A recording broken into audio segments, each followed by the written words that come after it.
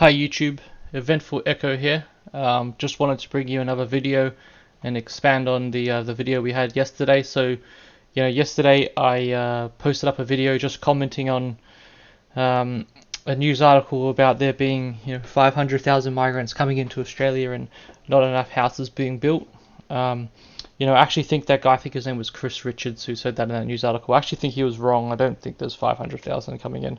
I think that's coming in, but that doesn't account going out. I reckon we're more around the 170,000 net gain mark. But this morning I was actually just reading this news article here about millionaires flooding into Australia and how around the world we have the highest net migration of millionaires coming into the country. And when I was reading this, I was thinking, if you're a country like the US with like 350 or 400 million people, whatever they got, that's not surprising because it's it's a big place. You expect lots of people to be coming in there.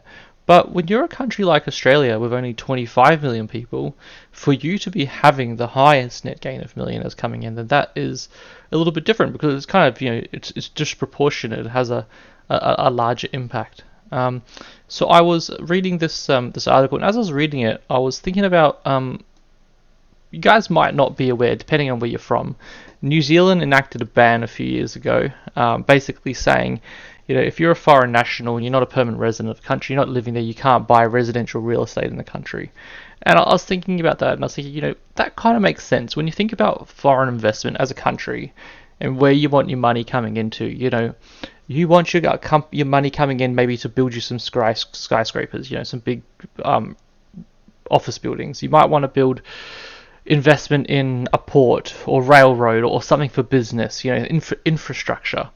But is money coming in to build a mansion, on the North Shore of Sydney or something like that? Is that really beneficial to the country? Is that something that really, adds to the overall Australian value? And I was thinking, no, what, something like you can own shares, you can own private, you own corporate or commercial real estate, infrastructure, things like that. I think makes sense because then you got money coming in helping you to buy those things. But having people who don't live in the country own real estate here, I don't think from an Australian point of view makes much sense. Now, if you already own property and you're looking to sell it for a bigger profit, like let's say you own a house on Upper North Shore of Sydney somewhere and you want to sell that, by allowing foreign people to buy it, you're going to make a lot more money.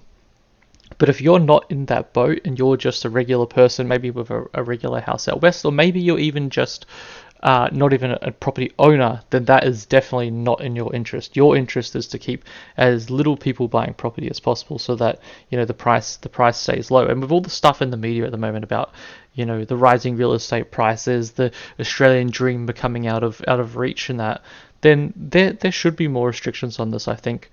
This news article, and I don't really know much about this, it also goes into detail about how Australia has some of the weakest laws in the world regarding money laundering and real estate, and that a lot of that money coming in to buy those expensive properties might actually be through ill gains, might not be legitimate money. And then the other side of that is also loopholes being used. So thinking about the haves and the have-nots and the rich and the not rich and stuff here. If you make over a $5 million investment in Australia, and an investment, as I was saying before, can be buying a house, if you do that, then you just get permanent visa in the country. So that's a bit like, saying, well, if you come from a certain background, you have a certain amount of money, then yeah, sure, you can come in, but if you don't, then you can't.